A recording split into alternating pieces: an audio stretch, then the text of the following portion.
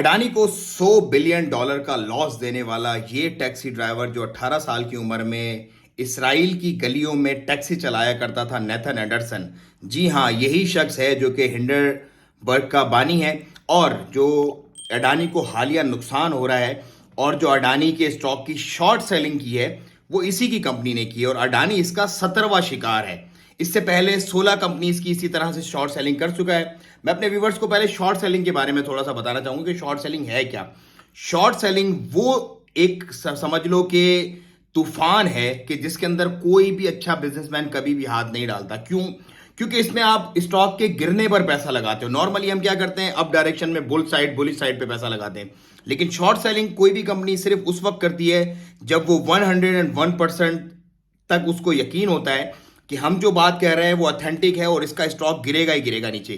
क्योंकि नीचे गिरने की एक लिमिट होती है। सपोज एक स्टॉक है, लेट से इस वक्त टेस्ला का 700 कुछ डॉलर का, $780 का, लेट से अगर आप उसे खरीदते हैं तो वो गिर जाएगा तो वो $780 ही आपके जाएंगे। लेकिन अगर वो ऊपर जाएगा तो वो कितना भी ऊपर जा सकता है, ऊपर की कोई लिमिट नहीं होती। वो $7,800 तक भी जा सकता है, 1000 टाइम भी वो एक्स्ट्रा हो सकता है। तो उसके लिए शॉर्ट सेलिंग में कोई भी हाथ नहीं डालता। लेकिन इस वक्त हिंडनबर्ग जो है वो कर रही है अडानी ग्रुप के स्टॉक्स का शॉर्ट सेलिंग। इसका मतलब ये है कि वो इस कदर मुतमईन है अपनी रिपोर्ट पर और इस कदर कॉन्फिडेंट है, जो उन्होंने एलिगेशन लगाया अडानी पर, उसके अंदर टैक्स पेयर का पैसा चोरी करने का इल्जाम है, करप्शन का उसके ऊपर इल्जाम है और बहुत सारे एलिगेशंस लगाए हैं। और उस पर जब उनके जो लीगल हेड हैं अडानी ग्रुप के 27 जनवरी 2023 को जब उन्होंने थ्रेट किया हिंडनबर्ग को कि हम आपको कानूनी कार्रवाई करेंगे, हम आपको सू करेंगे, तो उन्होंने क्या कहा? उन्होंने कहा तुझे करना है कर ले जा, हम इधर बैठे हुए हैं।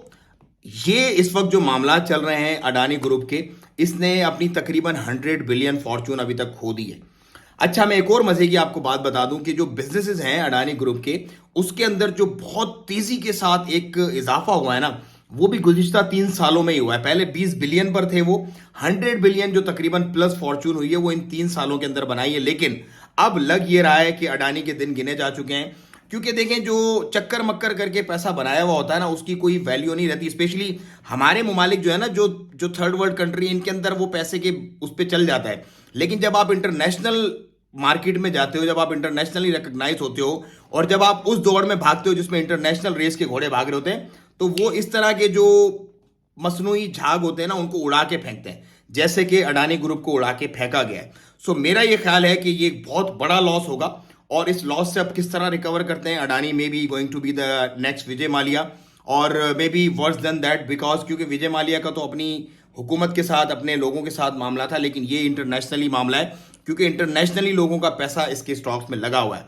सो होप फॉर बेस्ट, लेकिन डोंट डू एनीथिंग रॉन्ग। अगर किसी ऐसी बड़ी कंपनी को ऐसा बिल्कुल भी नहीं करना चाहिए टैक्स पेयर्स के पैसे के साथ कि उससे फिर बाद में उसके जो स्टॉक खरीदने वाले लोग हैं और जो उस पर पैसा लगाने वाले लोग हैं और कंपनी के खुद भी, सबको परेशानी का सामना करना पड़े। दुआ में याद रखें। अस्सलाम वालेकुम।